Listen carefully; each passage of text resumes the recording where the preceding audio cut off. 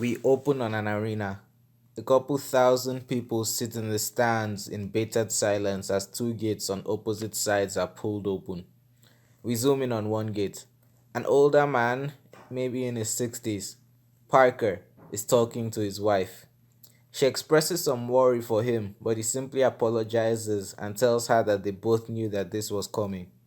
As Parker walks out of his gate, on the other side, a younger man walks out as well, white.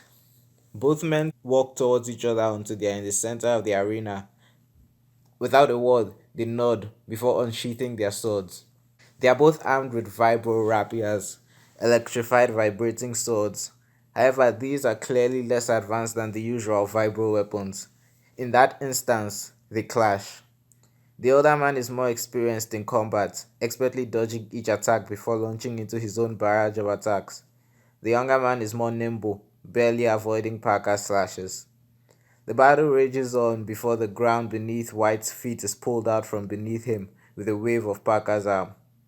White stumbles but moves into a backflip before he's forced to jump back to avoid Parker's blade, resulting in an immediately cauterized cut right beneath his eye. Parker then goes on the offensive, glaring at his opponent, not with anger but disappointment.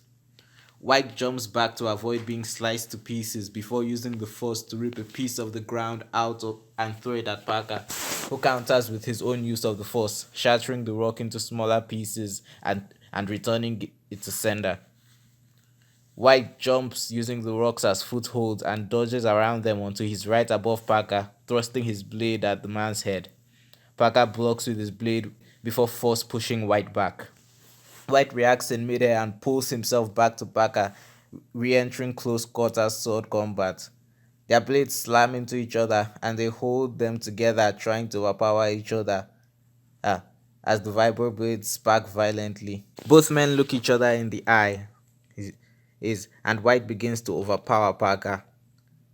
Right as Parker's blade begins to touch his face, Parker closes his eyes and reopens them, revealing red tinted yellow sclera. Before White can respond, he's blasted back with lightning. However, he only goes back a few feet before he drops his blade and uses both arms to redirect the lightning away from himself. This only lasts a short amount of time as the dropped vibro blade stops in midair and flies into Parker's stomach, stopping the lightning and ending the fight. The crowd, which had already been silent, goes deathly still as Parker catches his breath. He walks up to the older man who has fallen to his knees. A droid begins to fly towards both combatants, holding a pillow between its arms. Parker and White look into each other's eyes, yellow to yellow. In my prime, I would have dodged that, Parker says lightly. White says nothing, sadness in his eyes. He walks over to the droid and picks the object on the pillow up. It's a single black lightsaber. I trust this city to you, Parker says. White lights up the blade, revealing the red saber. Thank you for everything, White says, before beheading the wounded man. The crowd tentatively begins to clap, drawing White's attention. However, the celebration is cut off by an alarm going off, scaring the crowd into silence. White looks at his saber, shutting it off the blade, while a small ship flies into the arena and lowers itself close to him.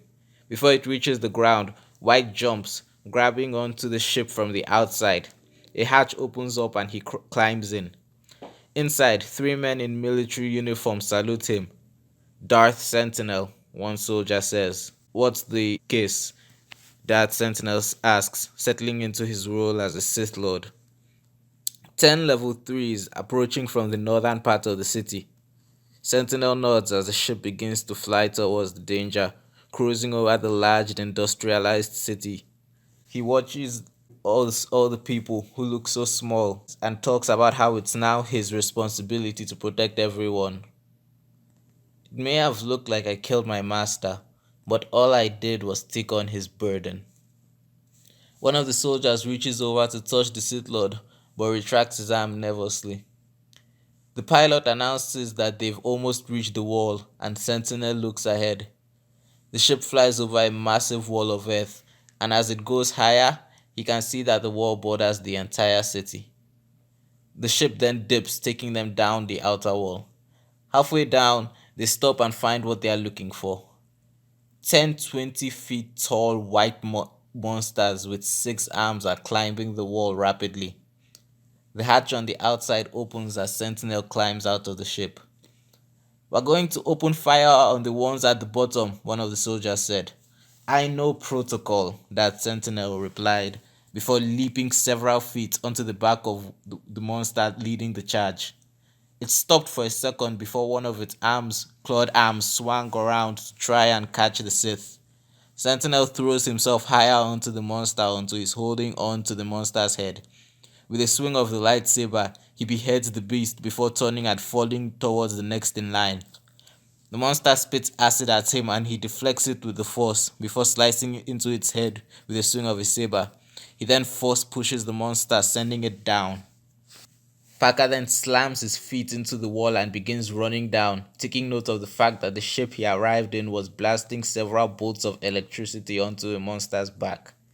He quickly refocused as the nearest monster dodged down towards him. He quickly dodged to avoid the smash, separating himself from the wall. But then he reaches out and force pulls himself onto the beast's back, slashing his saber through it before using the force to slam its head into the wall.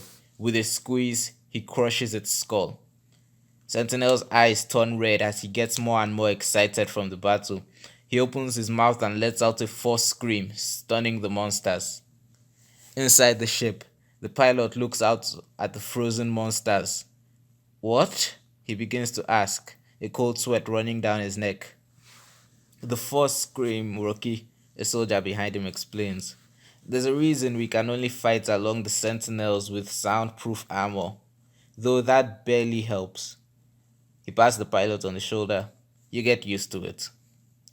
And outside, they watch Darth Sentinel demolish the remaining monsters. Cut to a large temple built into the inner wall. It isn't quite a mansion. Inside, White sits at the head of a dining table, now in casual clothes, looking at the people in front of him. One is Stella, Parker's wife, and the others are Crimson, Parker's son, and Jinn, his daughter. Parker explains that, as is tradition, they are allowed to live in the temple, even though it's now his. Parker words this as a remark aimed at Crimson, who says that he plans on staying away from the temple. He's not planning on moving back now that his father is dead. Stella assures White that he shouldn't feel bad about killing his master. White shrugs this off, saying that he's known that it was his destiny since he was 10. But Stella pushes, saying that she was married to a Sith Lord and she essentially helped raise another one, and they can't hide their feelings from her. Crimson then laughs, remarking on how scrawny White had looked when Parker had brought him as an apprentice when they were younger. Jinn then interrupts, asking to be made White's apprentice. White raises an eyebrow at this and asks if she just wants to kill him for killing her father. Jinn denies this, saying that she's known that he would kill her father all her life. After a moment of silence, the 13-year-old quietly admits that knowing that her father is dead does fill her with rage and sadness, but she intends to focus her energy on protecting the city from the monsters her father lived to fight. White then tells her that if she were to become that Sentinel, she wouldn't be allowed to have children, something he knows she wants, because it's a job you must be prepared to die in and remain at top physical form. Jinn simply says that she'd have kids before she took the job, satisfying White, who tells her to report for training at the dawn of the next day. Thank you for listening to my little pitch video thing. If you're interested in the story of Darth Sentinel and would like to hear more, leave a like and a comment. They motivate me to create content faster. Thank you and goodbye.